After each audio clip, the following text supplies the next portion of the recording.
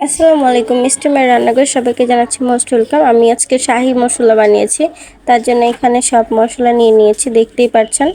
আমি সবগুলো মশলা হালকা হালকা হাতে ভেজে নিব, বেশি ভাজার দরকার নেই। আপনারা ইচ্ছা করলে তাওয়া গরম করে সেটার উপরে রেখে দিতে পারেন, কারণ মশলাটা বেশি ভাজলে মশলার গুণাগুণটা নষ্ট হয়ে যাবে আর ঘ্রাণটাও প্রপার থাকবে না। এই মশলাটা আপনি বিরিয়ানি, রোস্ট, তারপরে গরুর মাংস, কালাভুনা সব কিছুতে ব্যবহার করতে পারেন।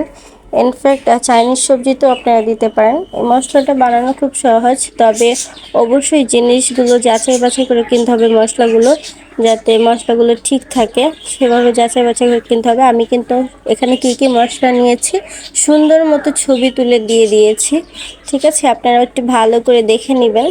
তারপর আমি বলে দিচ্ছি, এখানে এলাচ, দারচিনি, তেজপাতা, শাহি জিরা, পোস্তদানা, তারপরে জিরা, সরিষা সব কিছু নিয়েছি, ঠিক আছে? সব কিছু তো এইভাবে বলা সম্ভব না, আমি এখানে ছবি দিয়ে দিয়েছি, আপনারা একটু দেখে নিন। এগুলো সব যখন ভালো মতো মুচমুচা হয়ে যাবে, আমি কিন্তু বারবার বলছি আমি কিন্তু বেশি কড়া ভাজিনি, জাস্ট আমি গরম তাওয়ায় দিয়ে একটু উলট পালট করে নিয়েছি যাতে মুচমুচে হয়, ব্লেন্ডার করতে সুবিধা হয়, ঠিক আছে?